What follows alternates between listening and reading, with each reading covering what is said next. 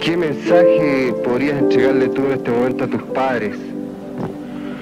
¿Qué le dirías tú ahora? A mi padre, que uno de los pensamientos fundamentales que me mantuvo vivo durante dos meses fue tratar de verlo de nuevo, ya que sé que en este momento me debe estar precisando y yo a él mucho, ¿no? Que pronto espero estar con él.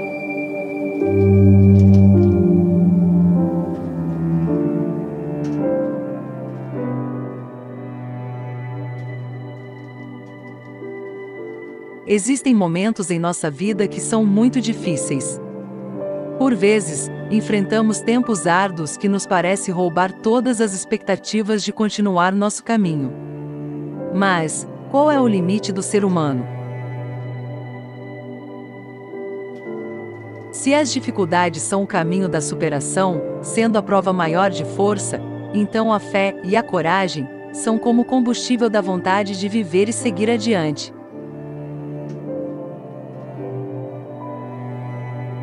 Em 13 de outubro de 1972, houve um acidente na Cordilheira dos Andes. O voo 571 da Força Aérea do Uruguai levava 45 pessoas pertencentes à equipe uruguaia de rugby, da escola particular Stella Maris. A viagem foi de Montevidéu a Santiago do Chile, mas devido à falta de visibilidade e a erros dos pilotos, o avião caiu no meio das montanhas. Os sobreviventes tiveram que permanecer 72 dias isolados em meio à neve, em condições de vida extremamente difíceis. Esta é uma das histórias de sobrevivência mais fantásticas de todos os tempos. A fé e coragem desses jovens uruguaios se tornou algo sem precedentes, onde todos os limites do ser humano foram postos à prova.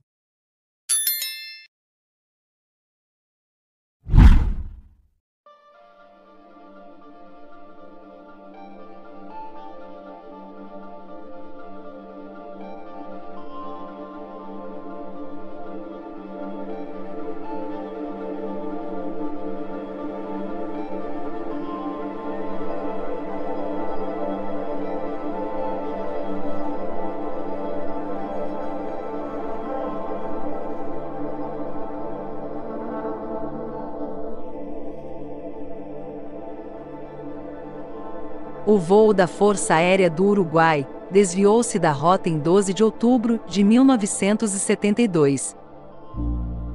O avião havia sido fretado especialmente para transportar o time de rugby amador, ou de Christians, do Uruguai para o Chile, onde seria disputada uma partida contra um time local. Além dos jogadores e da equipe, outros passageiros, amigos e familiares e vários membros da tripulação também viajaram no avião. Ao todo, 45 pessoas decolaram de Montevidéu em um avião Fairchild, pilotado pelo coronel Júlio César Ferradas. Júlio tinha mais de 5.000 horas de voo. Como copiloto, vinha o tenente-coronel Dante Hector Lagurara, que não tinha tanta experiência em pilotagem. O trajeto se torna complicado. Devido a uma tempestade que começou nos Andes, o voo necessitou realizar uma escala e passar a noite na cidade de Mendoza, na Argentina.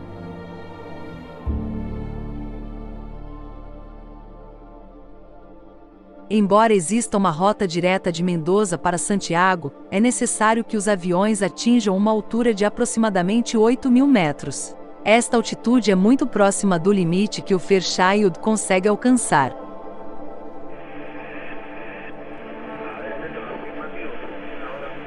Por questão de segurança operacional, o piloto decidiu mudar o trajeto.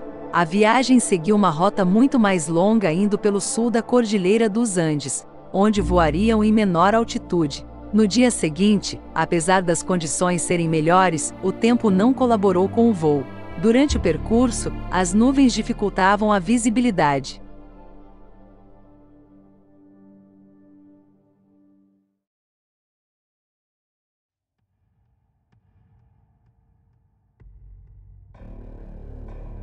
O comandante Júlio, com mais experiência, havia sobrevoado os Andes 29 vezes anteriormente. No entanto, desta vez, ele estava treinando um copiloto. Ele comandava ao mesmo tempo que instruía Lagurara. Devido às condições climáticas, a jornada foi muito mais difícil. Assim, o turbo-hélice voava a cerca de 5.500 metros de altura sobre os Andes, usando nada além das informações recebidas dos instrumentos de medição. Por conta das nuvens, eles não conseguiram confirmar visualmente sua localização. Dessa forma, o copiloto teve que confiar nas informações que recebeu pelo rádio. Por um erro de cálculo em um determinado momento, eles acreditavam que já haviam passado pelos Andes, e que estavam próximos a Santiago do Chile. Os controladores de voo da cidade com quem ele estava se comunicando, lhe deram permissão para descer, sem saber que eles ainda cruzavam as montanhas. Assim, Lagurara tentou descer para 3.500 metros de altura. Tudo isso, sem qualquer condição visual. A certa altura, a turbulência fez o avião descer várias centenas de metros repentinamente. Naquele momento, os passageiros e os pilotos viram que estavam prestes a se chocar com uma montanha. Lagurara tentou superar o obstáculo, mas era tarde demais. Por alguns minutos, o copiloto manteve o avião quase na vertical e com os motores em potência máxima, tentando subir acima do pico da montanha. Por alguns instantes parecia que ele conseguiria. No entanto, a colisão aconteceu. No primeiro choque, a asa direita foi arrancada. Além disso, parte da cauda também se soltou, deixando um buraco na parte traseira da aeronave. Nesse momento, 3 dos passageiros e 2 tripulantes foram arremessados para fora do avião. Finalmente, a outra asa também foi arrancada ao lado da parte da cabine, matando outros 2 passageiros. Os destroços do Fairchild desceram a toda velocidade pela orla da montanha, até atingir um banco de neve. Nesse último impacto, o piloto Júlio César Ferradas também morreu. A fuselagem do avião parou em um ponto da montanha a 3.570 metros de altura, que mais tarde foi chamada de Vale das Lágrimas. Eles estavam presos na fronteira do Chile e a Argentina, próximo ao vulcão Tinguiririca e ao Monte Seller.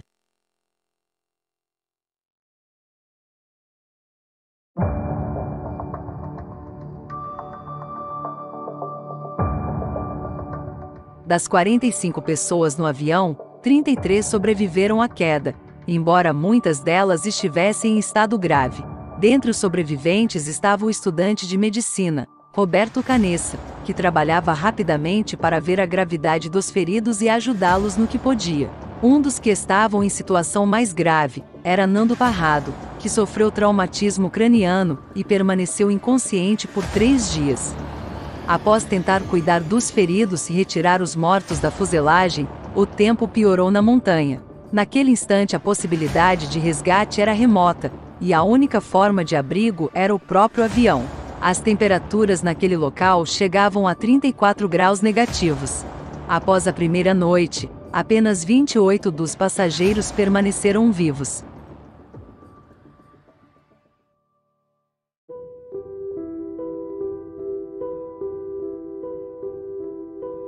Daqueles 28 sobreviventes, 2 deles permaneceram em coma, Nando Parrado e sua irmã Susana. Os demais tentaram improvisar um abrigo na fuselagem do avião, cobrindo o buraco após o acidente com assentos, neve e bagagem. A aeronave se tornou um abrigo de 9 metros quadrados para 28 pessoas. Um dos passageiros, Fito Strauss, foi de grande ajuda, e graças a ele, as condições dos outros melhoraram um pouco. Por exemplo, Strauss criou uma maneira de obter água líquida do gelo, usando uma folha de metal para concentrar o calor do sol. Ele também improvisou diversos itens que foram importantes para a sobrevivência do grupo. Quando Nando Parrado acordou do coma, depois de 3 dias, ele também tentou acordar a irmã, mas não conseguiu. Susana acabou morrendo pouco tempo depois. Logo, eles perceberam que seu maior problema seria a falta de comida. Embora racionassem o pouco que tinham, depois de uma semana, já quase não havia alimentos disponíveis. Além disso, eles não tinham equipamentos médicos, roupas quentes ou uma maneira de se comunicar com o mundo exterior. O único contato deles era um rádio a pilha que eles encontraram na bagagem, o qual serviu para que eles soubessem notícias sobre as buscas. Durante os primeiros 8 dias após o acidente, os governos da Argentina e do Uruguai tentaram encontrá-los. No entanto, apesar de vários aviões terem passado por onde eles estavam, eles não conseguiram os avistar, porque a fuselagem branca do Fairchild se tornava praticamente invisível na neve. Após o 10º dia, um dos passageiros ouviu no rádio que eles haviam sido dados como mortos, e que as buscas foram encerradas. Naquele momento, eles perceberam que agora estavam sozinhos. Observando os arredores, tudo que os sobreviventes podiam contemplar eram montanhas gigantescas. Parecia impossível para eles escalar aqueles paredões de pedra e gelo, para tentar assim achar uma saída.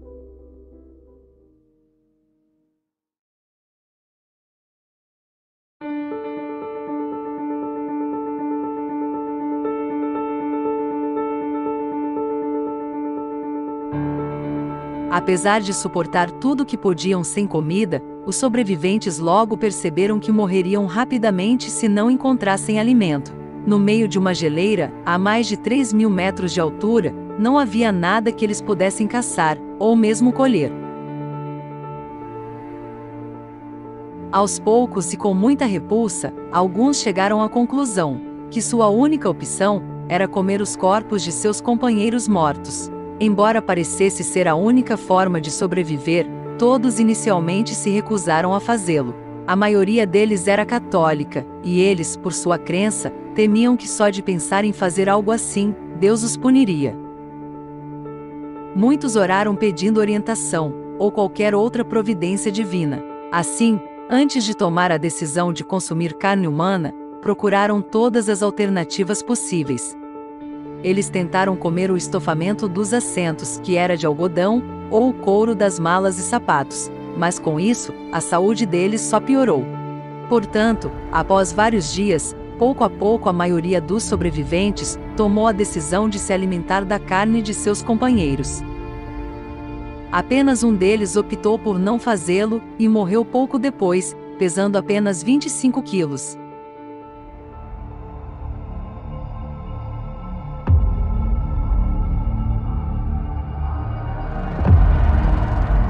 Como se não bastasse tamanha provação, um novo temor estava por vir. Durante a noite, 16 dias após a queda nas montanhas, ocorreu uma avalanche, a qual tirou a vida de mais 8 dos sobreviventes. A montanha parecia implacável. Tal evento aumentou ainda mais a sensação de desespero e desamparo daqueles que ali lutavam por suas vidas.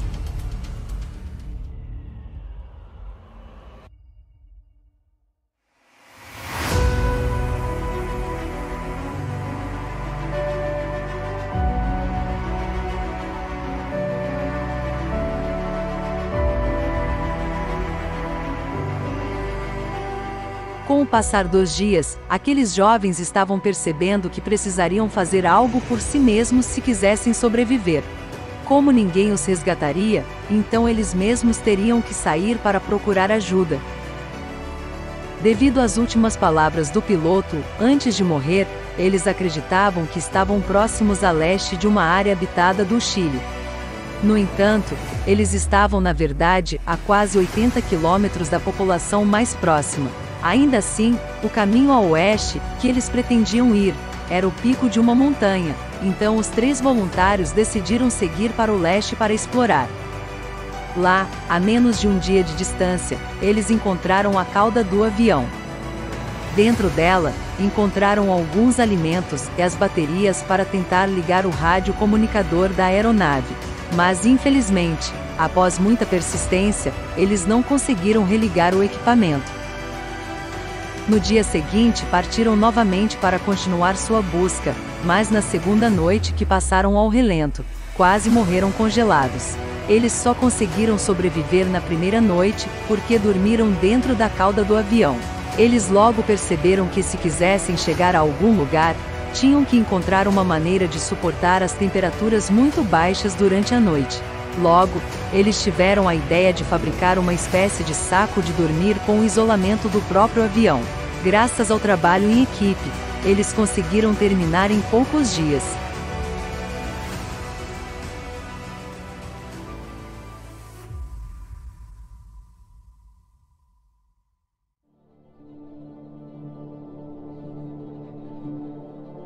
Uma vez que eles conseguiram terminar os sacos de dormir, eles aguardaram a chegada dos dias mais quentes. O verão se aproximava e lhes daria mais chances de sucesso. 3 dos passageiros sobreviventes em melhores condições, Antônio Vizintim, Fernando Parrado e Roberto Canessa, decidiram realizar uma expedição para o oeste. Sua ideia original era subir ao topo da montanha. Eles imaginaram que do outro lado estariam as planícies do Chile. No entanto, depois de uma difícil escalada sem qualquer equipamento adequado, conseguiram alcançar a parte mais alta da montanha. Eles esperavam ver vales verdejantes, mas para desespero dos jovens, tudo o que viram foram mais montanhas e neve. Naquele momento, perceberam que para sair dali levaria muito mais tempo do que o esperado. Apesar da frustração naquela hora, eles tomaram uma decisão difícil: seguir a pé por aquele vale rumo ao oeste. Vizintim retornou para o avião. Agora, apenas Parrado e Canessa continuaram a jornada à procura de ajuda. Eles permaneceram caminhando por 10 dias, até conseguirem descer para um pequeno vale. No caminho, eles ficaram sem comida. O frio congelante que mantinha a carne conservada foi desaparecendo. A esta altura, alguns sinais de civilização, como fazendas e pastagens, permitiram que eles mantivessem a esperança. Roberto já se sentia doente, e muito fraco, devido à longa jornada. No final do 10º dia, eles avistaram alguns homens andando a cavalo, e tentaram se comunicar. Contudo, estavam do outro lado de um rio que fazia muito barulho. Eles não compreenderam o que disseram. Um dos homens arremessou amarrado a uma pedra um papel com um lápis. Fernando Parrado, no momento mais decisivo da jornada, escreveu para aquele desconhecido, escolhendo muito bem suas palavras. Venho de um avião que caiu nas montanhas. Sou uruguaio, faz 10 dias que estamos caminhando. Tenho um amigo ferido logo acima. No avião tem 14 pessoas feridas. Temos que sair logo daqui e não sabemos como. Não temos comida, estamos fracos. Quando vão nos buscar lá em cima? Por favor, não podemos nem caminhar. Onde nós estamos? Ao ler a mensagem, aqueles homens apenas acenaram em sinal positivo, pois entenderam do que se tratava. Os fazendeiros procuraram ajuda na cidade mais próxima, e finalmente, um helicóptero conseguiu alcançar a geleira, onde os outros sobreviventes estavam esperando. Assim, entre 22 e 23 de dezembro, 72 dias após o acidente, o último passageiro do voo 571 foi resgatado.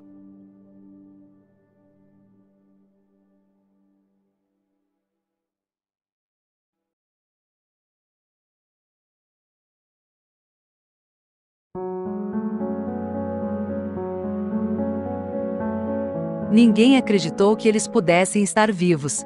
Toda a imprensa na época se mobilizou para narrar o fato. Quando voltaram para casa, os sobreviventes tiveram que enfrentar a opinião pública, devido à sua decisão de comer carne humana para sobreviver. Durante anos, muito se discutiu sobre aquela difícil situação. O martírio e sofrimento deixou marcas profundas naqueles jovens. No entanto, com o passar do tempo, os sobreviventes do que ficou conhecido como Milagre dos Andes puderam reconstruir suas vidas. Até hoje, eles ainda se reúnem uma vez por ano para relembrar a experiência da superação e manter os laços de fé e amizade. E sempre honrando assim a memória daqueles que perderam suas vidas na montanha.